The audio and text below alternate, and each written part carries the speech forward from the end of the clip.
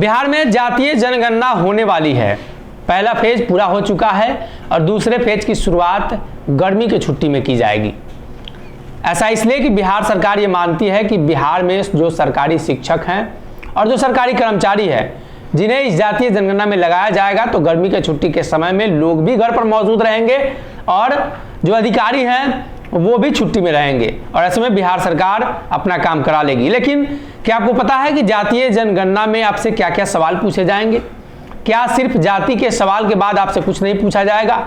ये सवाल लगातार लोगों के मन में उठ रहा है और अब जब मास्टर साहब आपके घर जाएंगे, जातीय जनगणना को लेकर सवाल पूछेंगे और कितने तरह के सवाल होंगे, कितने सवाल होंगे, इन तमाम चीज़ों पर आज हम चर्चा करेंगे और आपको बताएंगे कि जातीय जनगणना से जुड़ी हुई आपको क्या तैयारी करनी है और उसी के हिसाब से बिहार में सरकार जाति का जनगणना कराकर आपका आंकड़ा देगी कि आप कितने हैं, आपके समाज के लोग कितने हैं। दरअसल बिहार में जातीय जनगणना को लेकर लगातार जोर शोर से चर्चा रही है। पहले राउंड की जो गिनती है वो पूरी हो चुकी है, दूसरा राउंड होना है। 17 सवाल का लिस्ट तैयार किया गया है। 15 अप्रैल से 15 मई के बीच कर्मचारी आपके दरवाजे पर दस्तक देंगे। बिहार में जातीय जनगणना का दूसरा दौर शुरू होने वाला है। कर्मचारियों को ट्रेनिंग दी गई है। इस दौरान कर्मचारियों को सवाल और उनके जवाब की कोडिंग भी बताई गई है। साथ ही गाइडलाइन जारी किया गया है 17 सवाल कौन कौन से होंगे, इसका जवाब क्या होगा। 15 अप्रैल से 15 मई के बीच किसी भी दिन सरकारी कर्मचारी आपके दरवाजे पर दस्तक देंगे और ऐसे में आपसे सवाल क्या होगा, अब इस पर चर्चा करते हैं। सबसे पहले आपके परिवार के सदस्यों का पूरा नाम जानेंगे वो, और इस प्रश्न में परिवार के सभी सदस्यों का पूरा नाम लिखा जाएगा और कहीं ना कहीं जिस प्रकार से आपके नाम में कौन कौन से वर्ड्स यूज होते हैं, स्पेलिंग की बात हम कर रहे हैं, वो अपने कागज के अनुसार अंग्रेजी में आपको लिखवानी होगी। अगर आप गलत लिखवाते हैं तो आपका आंकड़ा गलत हो जाएगा। आपके पिता का नाम क्या है, आपकी माता का नाम क्या है, परिवार का मुखिया कौन है। एक परिवार में, एक घर में कई परिवार हो सकते हैं और अलग अलग मुखिया का नाम भी लिखाया जा सकता है।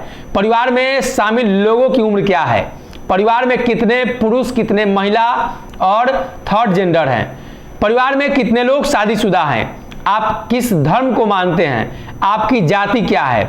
सबसे महत्वपूर्ण ये 8वां कॉलम है, आपकी जाति क्या है, और इसमें आपको आपके मूल जातियों का नाम लिखना है। किसी भी व्यक्ति के किसी उपजाति का उल्लेख नहीं किया जाएगा, जिसको लेकर भी काफी विवाद था। सरकार चाहती थी कि उपजाति का भी नाम लिखाया जाए। भाजपा ने कहा था कि उपजाति भी लिखाई जानी चाहिए। सिर्फ जातीय जनगणना कराकर जनता को बरगलाने का काम नीतीश कुमार करेंगे, इसलिए कि जब एक ही समाज में एक ही जाति के अंतर्गत सैकड़ों उपजातियां हैं और सभी को उसी समाज के अंतर्गत लाया जाता है, उस समाज का टोटल आंकड़ा बताया जाता है, जिससे कहीं ना कहीं जो अधिकार है उनका नहीं मिल पाता है। और ऐसे में जाति के अंदर उपजाति का जो कॉलम है उसको लेकर अभी तक कोई चर्चा नहीं है।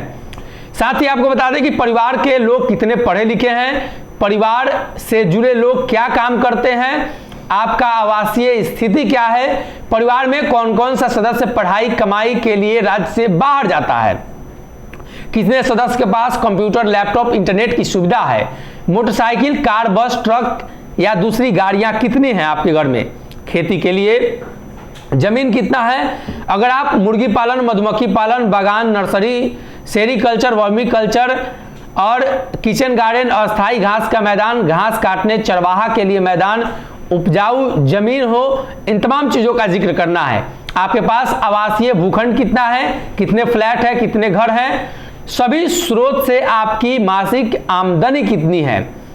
17 सवाल ये पूछे जाएंगे और इसमें आपका पूरा आंकड़ा होगा, जिसमें ये तय हो जाएगा कि कैसे आने वाले दिनों में सरकार आपके आंकड़ों को संग्रहित करके और जनता के बीच रखती है। सबसे महत्वपूर्ण सवाल यही उठता है कि जातीय जनगणना सरकार करा रही है लेकिन उपजाति की गणना नहीं हो रही है, तो क्या एक जाति के अंदर आने वाले उपजाति के लोगों को उसका फायदा हो पाएगा। जो सवाल उनके मन में भी है और जो सवाल बिहार के जो विपक्षी दल हैं, जो जातीय जनगणना नहीं कराने के पक्ष में थे शुरुआत में, उनके मन में भी है।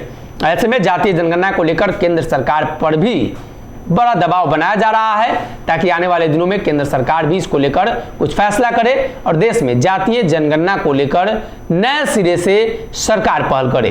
अगर ये वीडियो पसंद आई और वह बिहार के राजनीति और बिहारियत से सरोकार रखेनी तो सब्सक्राइब बटन दबा के चैनल के सब्सक्राइब कर ली। ओजे एगो घंटी बा, ओकरा बटन दबा देला से कुल सटीक और मारक खबर रुआ मुफ्त में मिल जाई।